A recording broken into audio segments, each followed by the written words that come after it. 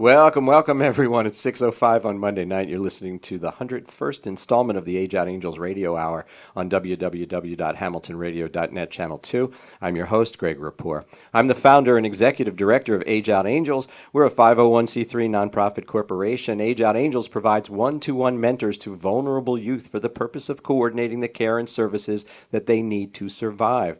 We try to help young people avoid some of the horrible pitfalls that they're likely to face if they don't have a proper safety net. And this program is brought to you every week at this same time, courtesy of Doc G, William Saunders, Ruben Rodriguez, and all the fine people here at Hamilton Radio who allow us to use this airtime. Ruben is on the big board tonight. So good to see you here, Ruben, and thank you so much at home for tuning in. We've put together what I hope you will find to be an insightful and compelling view of the child welfare system and related issues that improve our communities. So get ready, because tonight we have a very, very special radio hour. My guest is Pat Stanislaski, and she is the director of a company called Partnering for Prevention. And let me get through a couple of housekeeping information quickly, because I want to give her as much of the hour as possible. So starting with this, in case you're looking at this on Facebook right now, we're actually taping this show for broadcast on October 21. So please, no call-ins for this show tonight. If you want to, on October 21st, we'll all be watching it together on Facebook, so you'll be able to write comments into my Facebook page at that time, and I'll be able to answer you in real time, so that's pretty cool. But no call-ins now, please. So I want you to stay with us for the full hour tonight. And I promise you'll walk away just a little richer for having done so. Now, if you would be so kind, and it's October 21st, take a moment, open a separate browser, find us on Facebook, and go to my name, Greg Rapport, and hit that share button. Or even better, email your whole address book and tell everyone to go to hamiltonradio.net Channel 2. Tell everybody in your world what we're talking about tonight, because what you're going to hear applies to every geographic region, including where you live. My guest travels all across the country to give this talk, and we're so fortunate to have her here. And what we talk about here needs to be shared, so don't keep this private to yourself. Help us share it. We need you to help us share it. So tell your friends.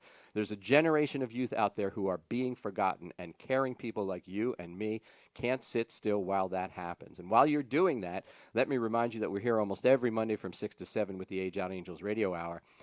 Next week, October 28th, will be another pre-recorded and very special show. A lady by the name of Monica Driscoll will be here from Recovery Centers of America, and her life can't even be covered in a one-hour show. She's made it all the way back from addiction, and she's going to tell us exactly what that is like. So you just can't get that kind of information from anyone except a person who has actually lived it, and we are so thrilled that she agreed to come on the show. So be sure to tune in every Monday at 6 p.m. for our unfiltered look at the child welfare system and other related community services.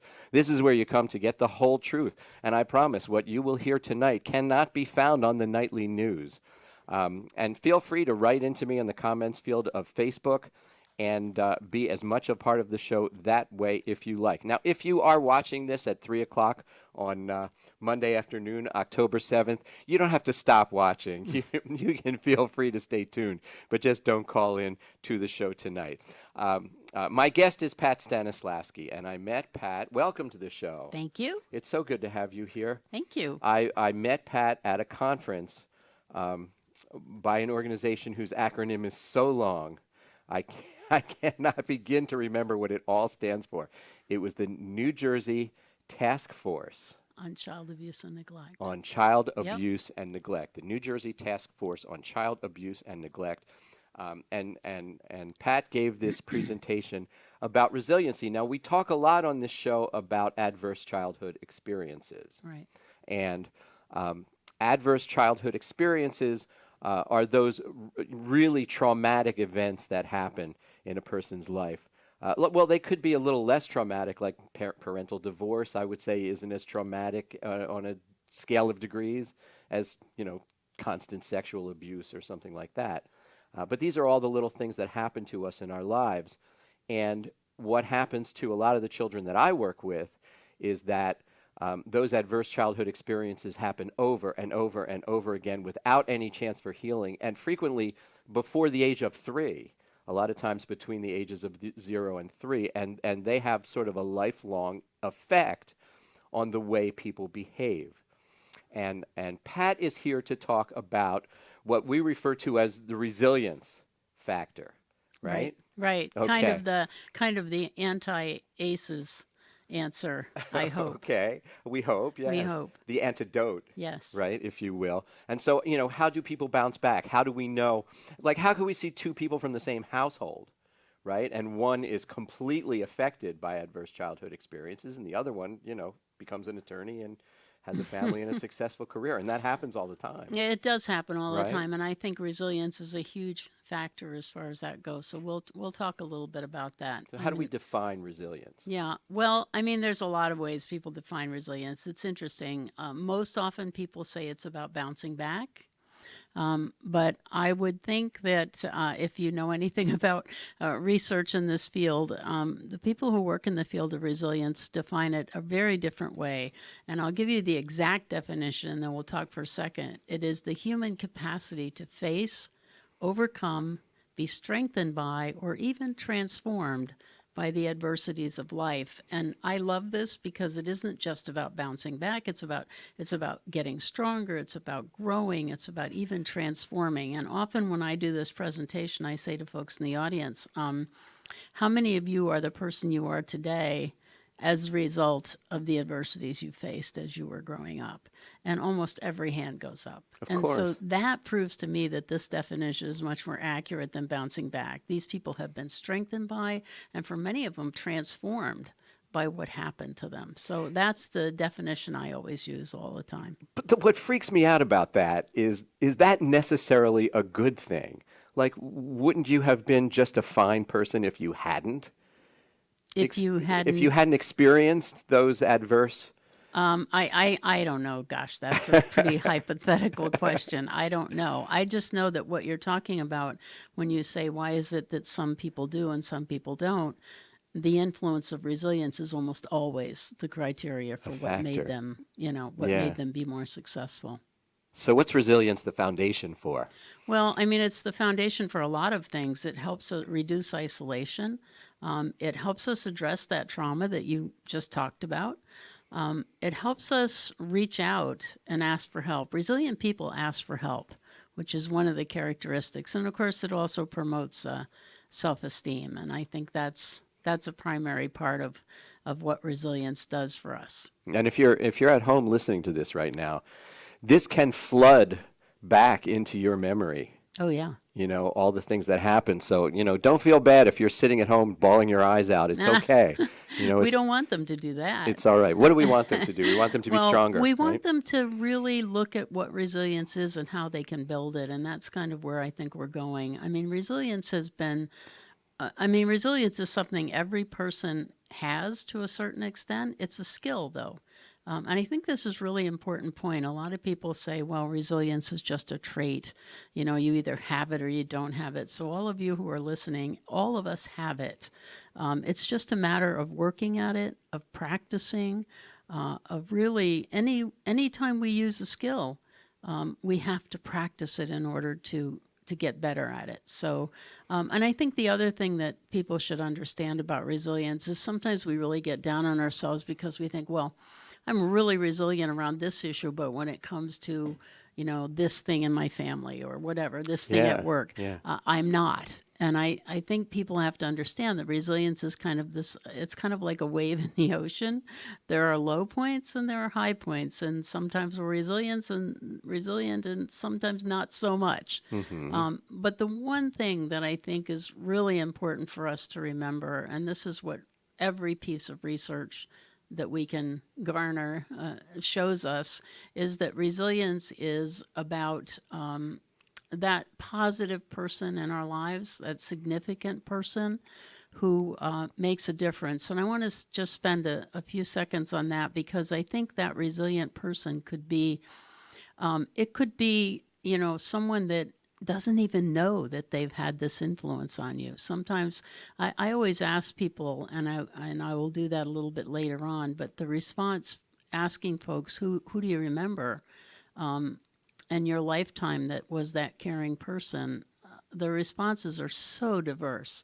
It's everything from a janitor in my elementary school to a therapist that I had. So it's just that one caring individual is probably one of the key points about resilience, I think, is really, really interesting. I always kind of, when I do this presentation, do just a little bit of history about resilience because I think it's kind of interesting. This started back in the 1960s with a man named Dr. Norman Garmese, and all of this information I'm giving you, you can kind of Google because it's quite fascinating.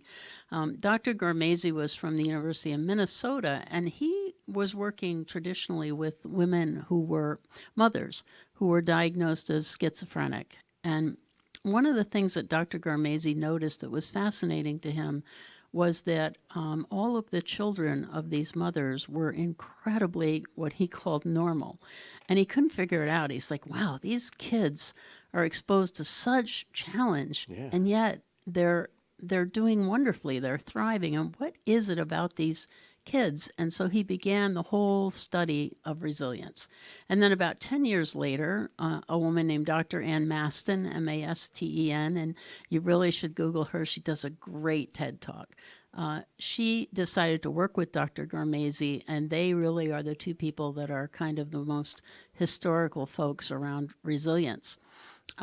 And one of the things that Dr. Masten said all the time, and it's a very famous quote of hers, is that what started out as this quest for the extraordinary actually ended up becoming a discovery of what was pretty much normal, pretty much ordinary. So what that's saying to us is that we are all much more resilient than we think we are. And so I would recommend the listeners try to listen to Dr. Masten's TED Talk at some point. She's just amazing around resilience. So what I wanted to talk about today, Greg, is to talk a little bit about the research that we're discovering around the connection to resilience genetically. When I first read this a number of years ago, I couldn't get enough of this information. This is mind-boggling. Yeah. This is like actually, we all know that there's always been a connection between genetics and environment. Some of us have grown up listening to the arguments about nature versus nurture. Forever. Right? So same thing. So I always say to people, they really interact with each other. For example, if you are predisposed to a heart condition, so that would be your genetic predisposition.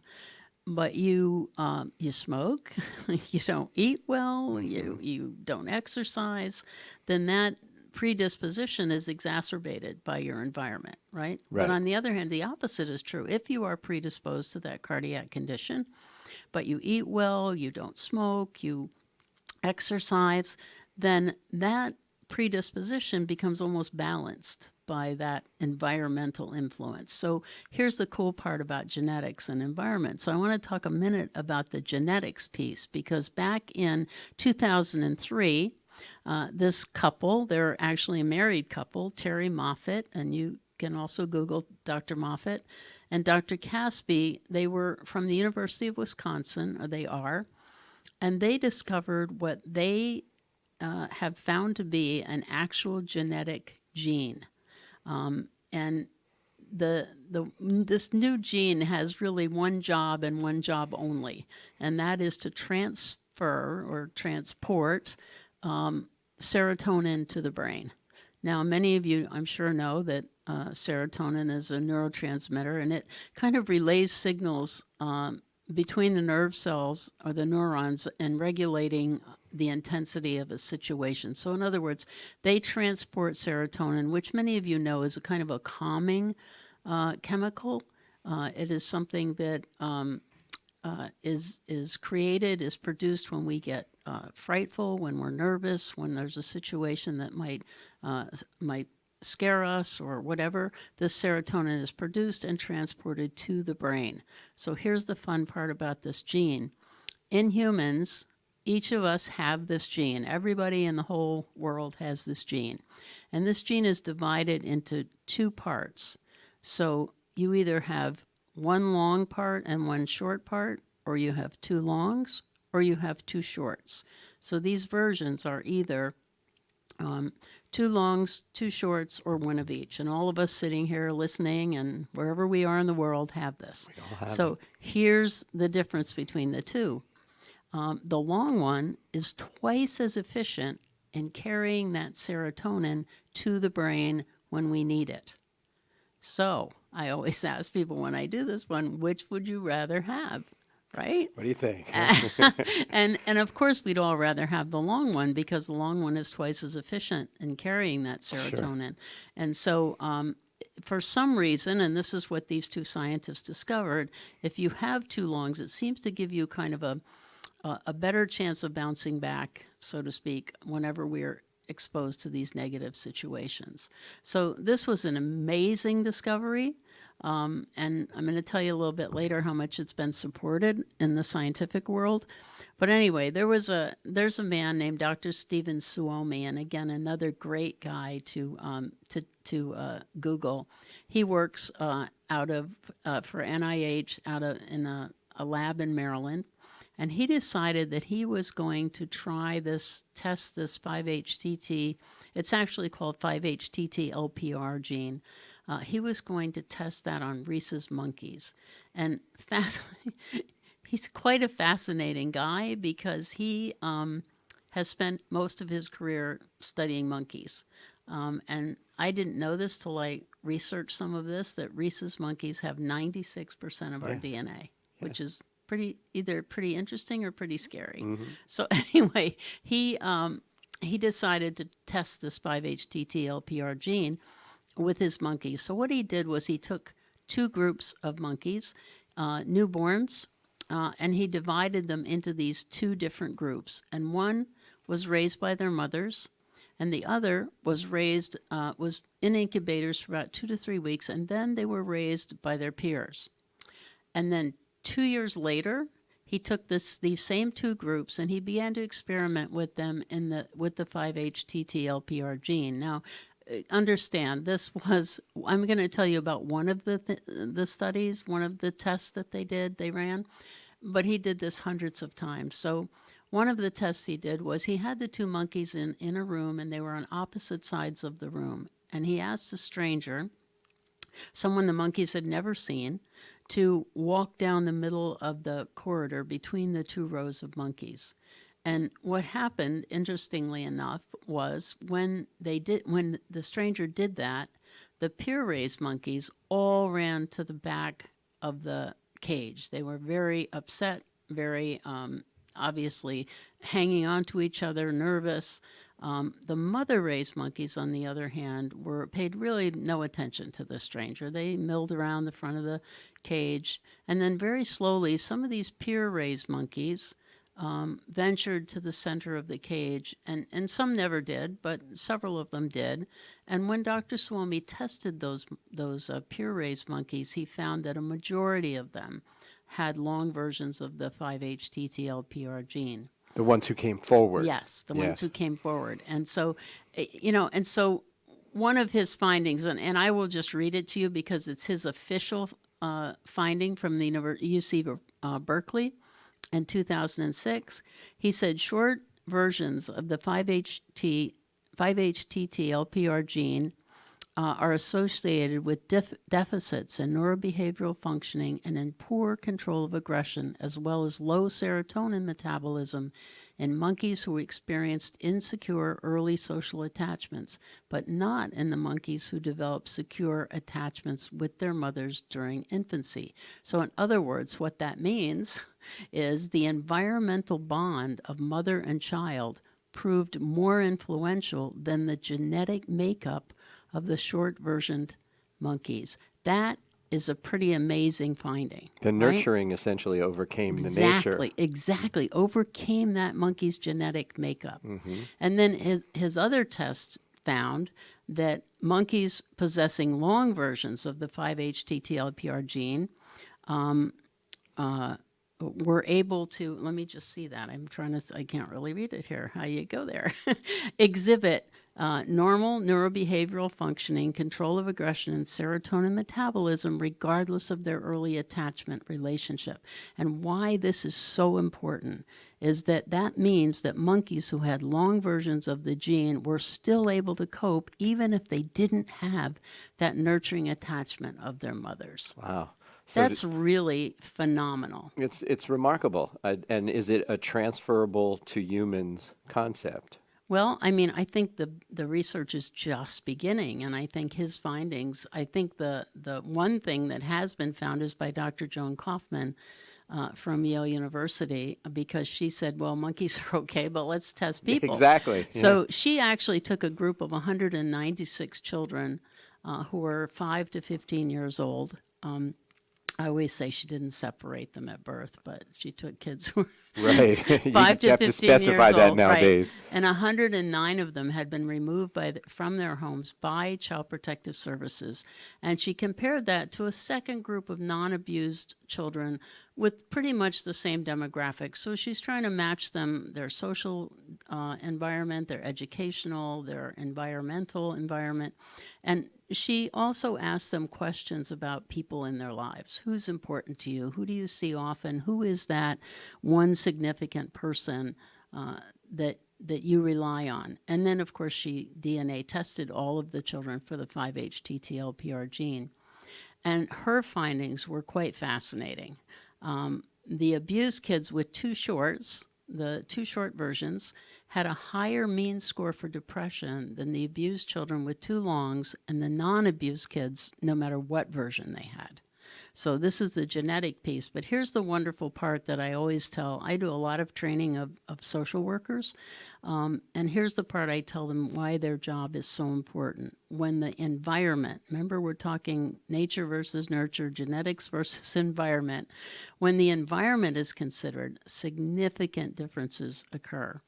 So here's her finding. The mean depression score for kids with two short versions who rarely saw the adults they named as someone significant to them was off the charts. However, look at this result. Abused children with two shorts who saw the adults they counted on daily or almost daily had depression scores very close to the scores of the children with two longs and actually within reach of the kids who had never been abused. And that, when I see that, that's when I say to people, this is why the environment makes such a difference. This is that whole environment overcoming the genetic piece. And so as social workers, I think this is significant. For some reason, the two short versions really leave kids in a pretty bad place when they're exposed to environmental failures, right? But and not having someone. Yeah, not having someone, not having that one, even that one person, and you saw that they counted on even once or twice a week or once or twice a month or whatever it was. They cared about them, made a difference. And, I want to just, if I could, just take a few seconds and talk a little bit about Joan Kaufman's work. Joan Kaufman is the first person I ever read about who talked about what happens to adults who are abused as children when they grow up. And it's not on here, but I just want to tell you this because I think it's a really important piece for people out there who are listening. I run into people in my 40-year career of doing child abuse who never get married, never have children, because they're so afraid of this whole cycle that we talk about all the time in our field. And I just want to say to you that she and Dr. Ed Ziegler wrote some of the first findings on the fact that 66% of adults who grow up as having been abused as children end up not only being good parents but being exemplary parents. And we can't forget that 33%, but we don't talk about that 66% enough. Right. And I can share with you that I came from a family that was very dysfunctional, very dangerous place to grow up as a kid. And I remember holding our all of our three children, but my first one especially because he was the first one, and saying to him, "You may never be rich, you may never have everything you want, but you will always be loved, and you will always be safe." And that's an example of that 66%. I mean, over our dead bodies will we ever put our children through what we've been through. Right. And I think this is all part of the whole resilience piece. And I always like to add that because I don't think that we kind of know enough about that. Yeah, yeah. And we need to. It's and really important. With regard to having that one support, when you came to the studio today, I gave you that book by Bob Danzig, right? And Bob Danzig was a famous foster kid who grew up to be the CEO of the Hearst newspaper chain. And his whole thing about resiliency stems from one social worker. There you go. And he remembers her, he knows her name and everything else. And what she said to him was, "You are worthwhile." Yeah. She said that to him, and it just resonated Yeah. in his head and made him feel so allowed to, to be himself. And years later, he said he went to visit her in a nursing home or something like that. yeah. And she was in a wheelchair, and he just wanted to let her know, Nice. what an impact she had. And she looked at him and she said, I said that to everyone. That's okay, but it that's not the resonated point, with right? him. Yes, Right. Yeah, yes. maybe everyone else didn't need to hear it as much as he did. It just truly worked. Yeah. Yeah. I see that all the time, the self-esteem component. Yeah. So this long and short stuff is kind of the new stuff. I always stop at this point and say, "What version do you have?" And I'm sure all of you who are listening are thinking, "Wow, what version do I have?" So how do you- Because, and there are several studies, and I'm not going into those because we don't have a lot of time. But what I have discovered is 17% of the human population is estimated to have two shorts. 51% have one of each, and 31% have two longs. In the white population, 33% have two longs, and African Americans are more often likely to have at least one long. And I haven't found any other sources, so it would be interesting to see if anybody out there has. You do have to have a prescription to get this test to find out. None of the 23andMe stuff that we see all the time, or whatever those are. Yeah, they don't give you that. They don't give you No, that. oh, No. So anyway, that's just something for folks to kind of look into, the 5-HTT-LPR gene. And we're going to talk a little bit now about some of the most common protective factors, because protective factors are really what helps build resilience. And there are three of them we're going to talk about just very briefly. One is caring relationships. We just talked a little bit about that. One is high expectations. And then the third one is belief in oneself and the ability to make a difference. And I think that's what you were just referring to, Greg. You bet, yeah. Under caring relationships, you ask children, well, how do you define caring relationships? Some of them say it's about, unconditional love, about trust, about support. One of my favorite is simple, sustained kindness. I think that's a beautiful way to describe it. For it, just what you just said is a perfect example of a quote by Jeffrey Canada. It says, "For some kids, it takes 10,000 gallons. And for some kids, it's just a couple of drops." And that means, how much effort we put into helping kids feel valued. I always ask people who they remember. I would guarantee that anybody listening to this who cares about children, who is a supportive person, has somebody who taught them how to be that. It doesn't just happen naturally. Somebody taught you how to care about other people. Yeah, that's something that you learn. Yeah, it is. And the other thing that I think may surprise people, it does my child welfare workers sometimes when I work with them, and that is another protective factor is high expectations.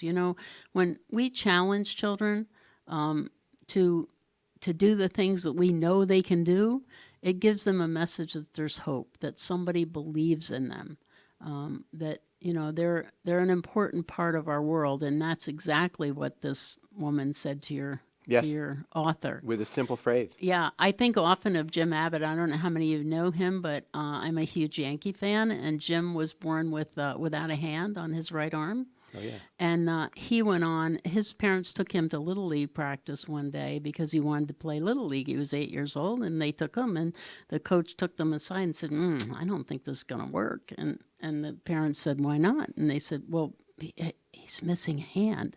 And swear to God, the parents said, shh, don't tell him. And of course, he went on to be an amazing, amazing athlete. Oh, sure. Anyway, so he's a perfect example. The third thing is that a protective factor is exactly what you just said, and that is helping children understand that they matter in the world. You know, there are so many children out there who would say, you know, if I died tomorrow, nobody's even going to know I'm gone. And so part of building up resilience is helping kids know that they matter, that they're, you know, and for us sometimes that our work matters, things matter that make the world a better place. So a couple of things. We're going to talk a little bit today about how we support resilience in our children and our families. And one is to develop positive attitudes, you know, to help children understand and people understand that resilience comes and goes. It's not always going to be there, but negative thinking is not a good habit. To connect people every chance you get, to connect people with some positive connections in life.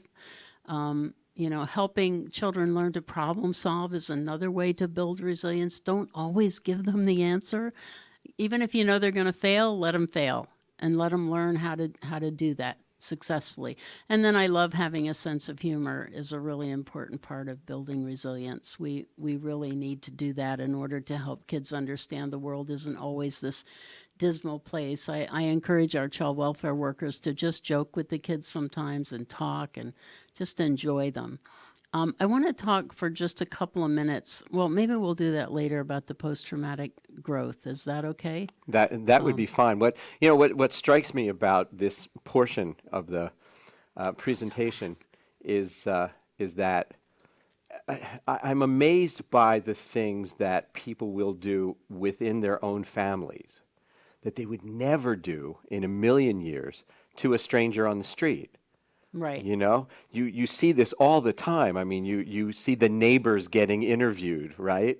Of the guy who has 20 people locked in his basement, and they Right. say, "Oh, but he was such a nice guy. Yeah. He helped us raise our barn. He helped me Yeah. fix my car. I could always borrow ties from him." Yeah. You know, And I'm what- not sure if that's just denial that we have in thinking that there aren't human beings out there as nasty as locking people. It's very difficult. I often want to say, why don't, you know, when you see somebody who says, you know, I heard screaming from that apartment, and I want to say, and you didn't call anybody? You didn't? Yeah. And even in a more subtle sense, I mean, the things that a husband will say to a wife or a wife might say to a husband, you know, those things that they would never say, Right. you know, into a stranger. In a million years, they Yeah. wouldn't be critical in that way or, you know. Yeah. One of the other things I think is really a great one is from a guy named Dr. George Bonanno. I don't know if anybody knows him from Columbia University Teachers College. He says to frame adversity as a challenge and you become more flexible and able to deal with it and move on and grow from it. But if you frame it as a threat and a potentially traumatic event, then it becomes an enduring problem. And I think that's the way we approach problems within our families, within our children, is very, very different. And that builds resilience. Children who are always looking at something as though it's a traumatic event, it's you know, Yeah. as opposed, no, this is a challenge, this is an adventure. Yeah. Those are the kids who end up being And much you know more what? resilient. Foster kids are being constantly presented with if-then statements with consequences. If Exactly. you don't X, then Y will happen, and you're not That's going to right. like that. That's you know? right. And that's so much of their conversation centers around that. Yeah, and that's definitely Dr. Bonanno's potentially traumatic event. Yeah, well, Because it's just the way we frame anything, though. I Yeah. mean, look at when children are little and you frame something because you want to convince them that going to bed is the most exciting thing that's ever happened in their lives. I mean, we do it around it's everything. a little manipulative, yes. Yeah, it's very manipulative. I think manipulation is good sometimes. I think bribery's good, yes. Yeah, it's great. It's great. So, so that's good. We're going to take a short break. Let our guest get a little bit of water here, hopefully. Ruben, if you're out there, play some music, hit that button on Facebook, and we'll be back in just 1 minute with more from Pat Stanislaski and the concept of resilience, nature versus nurture. Don't go away. Now the music plays. You okay? You're really on, man. Yeah, so we're going to slow it down a little bit. Ruben.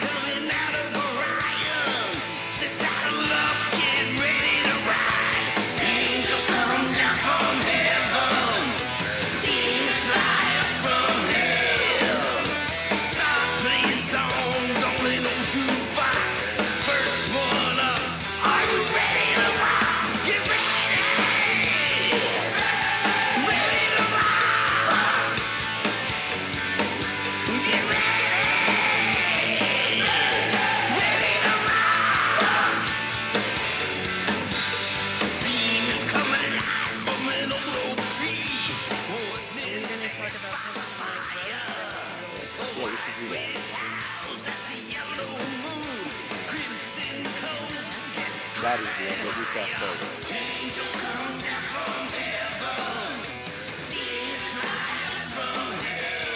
That's how I start.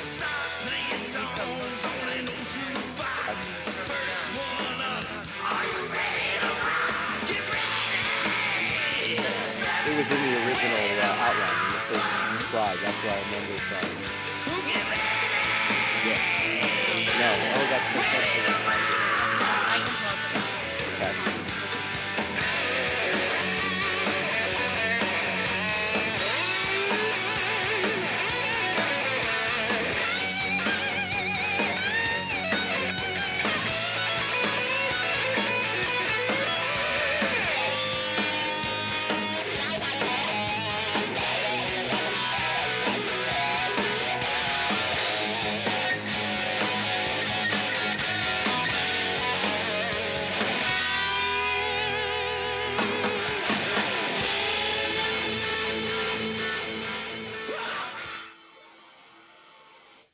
And we are back. Before we go further, I do need to thank all the people who made donations to Age Out Angels this week. We thank you so very much for your generosity. If you have an employee giving fund or matching gifts foundation associated with your place of work, we would certainly appreciate your contacting us and telling us how we can participate in that. Private message me on Facebook or email directly to Greg at ageoutangels.org. And I want to remind everyone that you can donate to Age Out Angels every time you make a purchase from Amazon. All you have to do is designate Age Out Angels to be your Amazon Smile designee, and a portion of your payment will go to Age Out Angels without it costing you 1 penny more. I can make it easy for you to designate Age Out Angels as your Amazon Smile recipient. All you have to do is contact me either via Facebook or Greg at ageoutangels.org, and I can send you a link that will take you directly to our designation. If you just joined us, my guest is Pat Stanislaski, Director of Partnering for Prevention, and our topic tonight is resilience. We're talking about how people rebound, for lack of a better word, from adverse childhood experiences. And we were, when we went to break, we were talking about some of the things that you need, and one of them was sense of humor, right? Absolutely. And there's a Jewish proverb on your slide, and it says, "As soap is to the body, laughter is to the soul." And funny that you would use a Jewish proverb, because what a lot of people don't know is that there is Holocaust humor that came from the camps. There is actual Holocaust humor. And of course, you know, you and I are not going to tell those jokes because it would be wholly inappropriate for us to do so. But that it did exist, and it's part of what got people through. Exactly. You know, such a horrible time like that. Yeah. And boy, what an example of resilience, right? Oh, yeah. My goodness. Yeah. My goodness. I was doing some Hebrew music one time, and I wanted to call the band Swine Pushing. And people said to me, "You're insane to make a reference to pork, you know, in a Hebrew music band." But where I got it from was in the concentration camps. They would show the people off. They'd bring dignitaries in, and they'd give them a good meal and say, "Oh, look how we take care of these people." And one time they asked the people, like, "How do you feel about doing this? How do you feel about the Nazis?" And supposedly a Jewish man stood up and said, what does it matter if they're Nazis? Since the beginning of time, there have always been swine Swine pushing us around. Oh, So, well, how do we frame adversity? well, I think what we said before is really important. Is we frame it as a challenge and allowing people to be more flexible. I want to just share with you some research that's also out of the University of North Carolina, Charlotte, and I think your viewers might really, or listeners might really find this interesting. These two men have been studying for 30 years trauma and loss. And they have discovered that although an experience is traumatic, in the aftermath of it, people find that they have learned something valuable, that they've changed the way that they look at life, that they're for many of them, they've had a personal transformation. And this is really interesting because they found, now this is 30 years of research, they found that 50 to 75% of those that they work with report a positive change as a result of the trauma that they experienced and the way they got through it. And it's not the trauma that made them grow, but the way the trauma was actually handled that created a positive growth for them. And they did so much research on it that they categorized the 5 areas where people have grown most. And the 5 areas are, one is personal strength. So people found they were much stronger than they thought they were. The other one is a new appreciation of life. You know, people decided to appreciate what they had before they realized what they used to have and they didn't have anymore. And then also a better way to relate with others. You know, when you have a bad experience or a traumatic experience, you have to interact with people you normally don't talk to. Maybe social workers, maybe law enforcement, maybe a whole bunch of different people. Yeah. And so these people therefore learned how to relate better to other people and to talk more to other people. And the fourth one was a new possibilities, new ideas came about as the result of it. And the example I always give people is a woman named Carolyn Leitner. I don't know how many people know her, but her teenage daughter was killed on the way to the park. She was hit by a drunk driver, and Carolyn Leitner started Mothers Against Drunk Driving. And then the fifth area is a spiritual change. Some people actually feel as though they're closer to an actual, religious personality, perhaps person, or being, I should say. That's not very good. Or maybe they just decide, what is life about anymore? What is this about? It's kind of a spiritual Well, perhaps it connection. allows their spirituality to emerge. To emerge, yeah. And so those are 5 different areas that I thought were really fascinating. So that, again, I'm trying to give folks some resources they can look up. This is Dr. Calhoun and Dr. Tedeschi at the University of North Carolina, Charlotte. Really, really fascinating stuff. And not something we really have a lot of time to talk about in this short time. But the other person that I would suggest people read is a woman named Dr. Edith Grotberg, Grotberg. She has done amazing research. And she took people from 30 different countries where they were exposed to war and asked them to say, how are your kids getting through all this? And they said they're getting through it with 3 different approaches. One is that they are looking for external sources. In other words, they're relying on relationships, on structure, on role models. And the other thing they're relying on is their kind of internal personal strength. What are they like? What are their attitudes? What are their beliefs? What are their feelings about the world?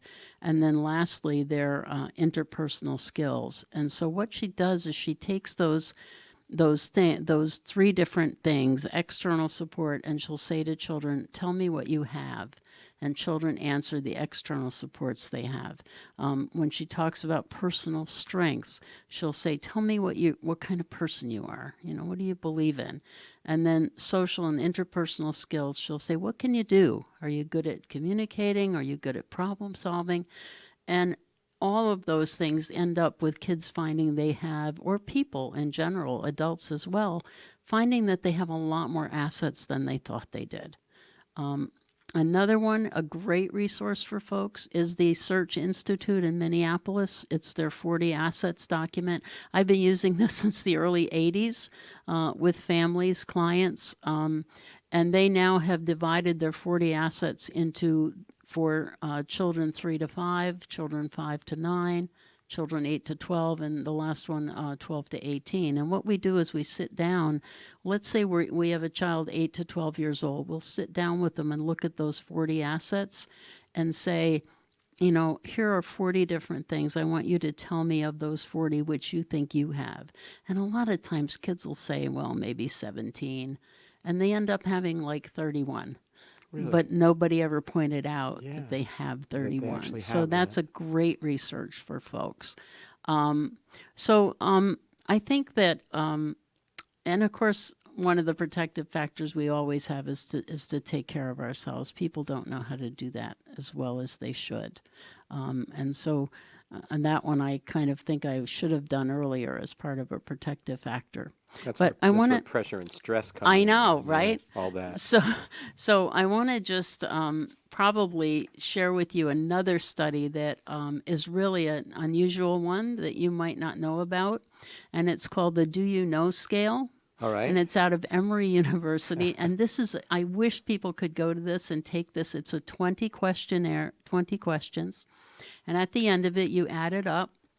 And you can just get a sense you by get a looking score? at it what some of the questions are. And they're interesting, like where did your parents meet? What do you know about your grandparents? Do you know what kind of illnesses or injuries your parents experienced when they were growing up? Like 20 questions about your family history. And then my favorite one is the last one, which is, do you know a relative whose face froze in a grumpy position because he or she didn't smile enough? And so they ask these 20 questions, and the last one is just to find out how many family stories we've had handed down. Mm-hmm. But the point of this study is to see how much we know about our childhood, about our parents, about our grandparents, because it gives us, if you're a child, it gives you roots, it gives you identity, it gives you a sense of belonging to something. Right. And that's a huge piece around resilience.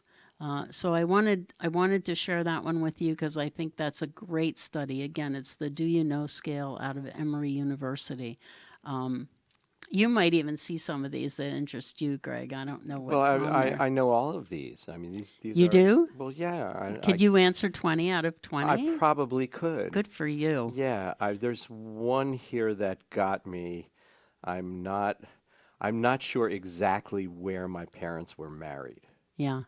I Yeah. That's part And of the some people story I say to me, missed. so what? So you don't know where Yeah. your parents, but again, Yeah. it gives you history. It gives you a sense of belonging Yeah. to something. But I'm going to see my mother in a couple of weeks. She's 94. Maybe There I'll you call her go. on the way You're home. going to have to And I ask can her. I got to get that Yeah. answer.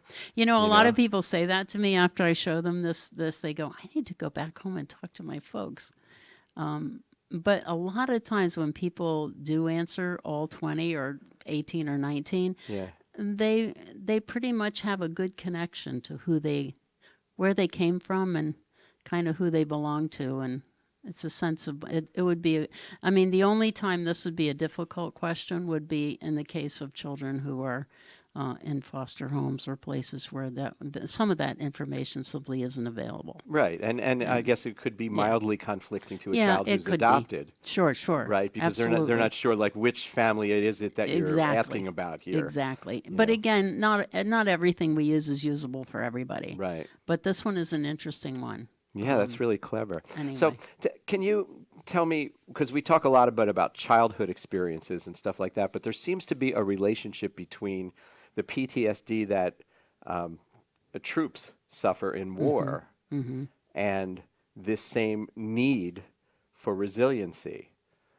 Is that something that you've done any exploration or I have not. research I have on? not done anything. But I mean, I think one of the things about resilience is it's so ubiquitous. It's so universal. It's so a part of every single experience we all have. Mm-hmm. I mean, I am sure that people who suffer traumatic events, whatever situation, be it children or be it a soldier, there's still those similar things, somebody who cares, a nurse, a doctor who, you know, I mean, soldiers all the time, right back to the people. Heck, sometimes they marry them, don't they? They The do nurses indeed. who took Yeah. care of them. Yes, they do.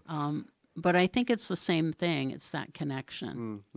Do you, um, what, I'm trying to frame this question in a way that's both polite and probing at the same, Uh-oh. at the same Those are time. Well, dangerous questions. if the experiences that you had in a dysfunctional family, and my family wasn't dysfunctional, but there were Right. issues that I had to deal with when I grew up with. I guess maybe we were a little dysfunctional, but if that hadn't happened, Yeah. and okay, granted, those experiences made you stronger and drew things out, but if those things hadn't happened, do you ever imagine if how the person you are today would be different? Oh my gosh, I think it would be totally different. Yeah. Yeah. I mean, I learned how to be a really good mom as a result of being in a family where that wasn't the case, Whoa. you know. Well, my mom died originally when I was 47, when she was 47, and I was very young. And then I was taken into another home, and that home was not loving, not supportive. Yeah. And so when I got married, we decided that was going to not happen, that our kids were going to be loved and nurtured and cared for. And I think it's generational too, Greg. Like so many people say to me, my grandparents never said I love you. My parents never said I love you. And I say it to my kids all the time, but I think we just do that more now. I mean, that generation, they showed us they loved us. They Yeah. didn't, they didn't necessarily say it all the time. Absolutely. And that's okay Yeah. because that's the way it was then, but they still showed, you knew you were loved, right? Absolutely. I always, in fact, I said Yeah. that in my dad's eulogy, Yeah. that one thing I knew about him for sure, was that there was never a moment of time, Yeah. that I didn't feel loved. But also having had that same sort of situation during the time my brother and I were being passed around from relative to relative, first of all, you don't get that same, kind of love, even from the nice ones. No. And then you hit the psycho ones every once in a while. Hopefully not often. And the psycho one didn't make me want to be a better parent. He made me want to kill him Yeah. when Yeah. I was older and bigger. Yeah. I mean that's so when I look back on that, I think, I kind of wish I didn't have all those experiences because I didn't need them to shape me into like a revengeful person or even tougher.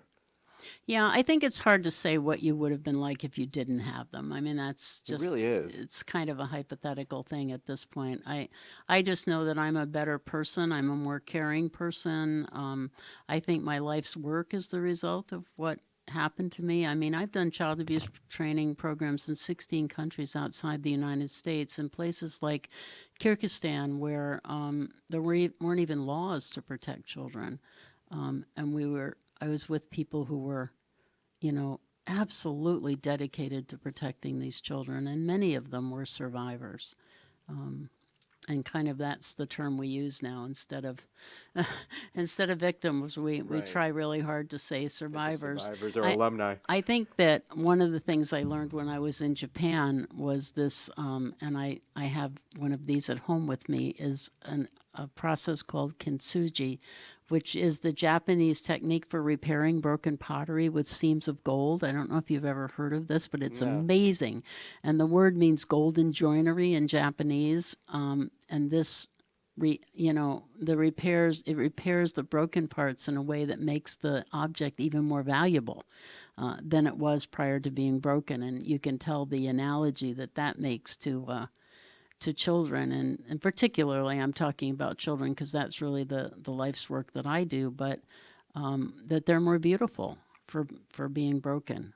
It's a beautiful thought. It is. It's a really beautiful thought. So tell us about your company. When did you start that company? I worked at the Department of Children and Families till 2006, and then I left, till 2009, and then I left and started this consulting company. And I've been traveling around the country training in resilience and also in the protective factors from the Center for the Study of Social Policy.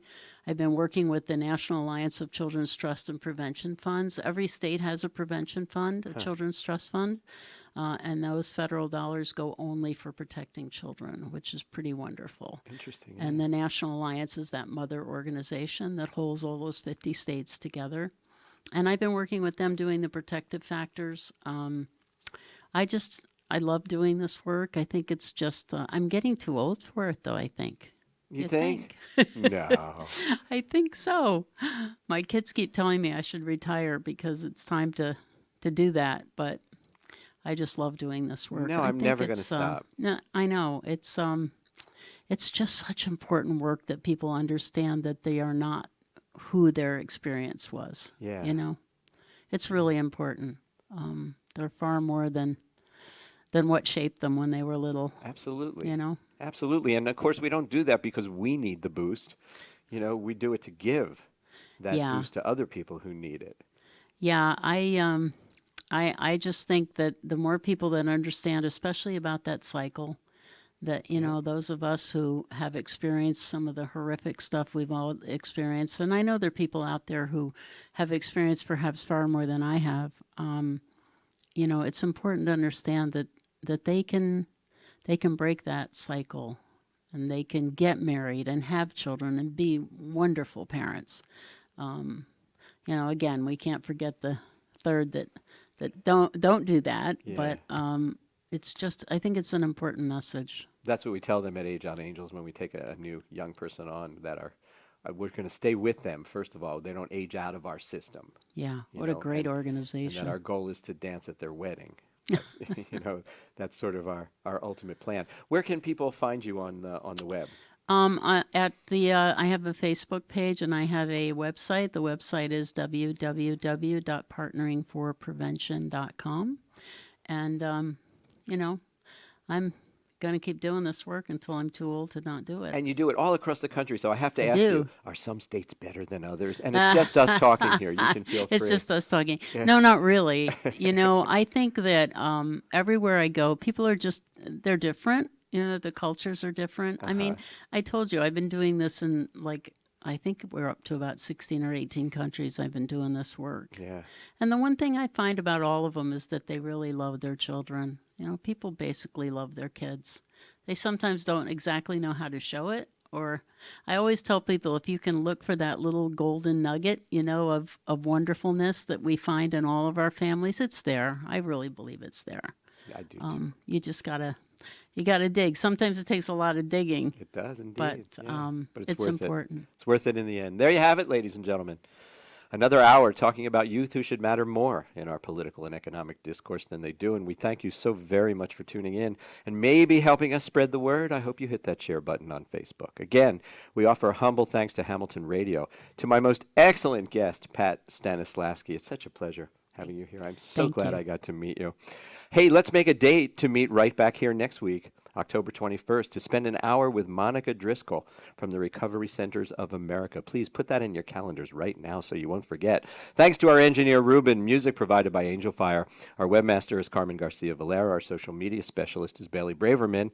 Until next week, let's make this week the best week ever. Good night. How'd we do?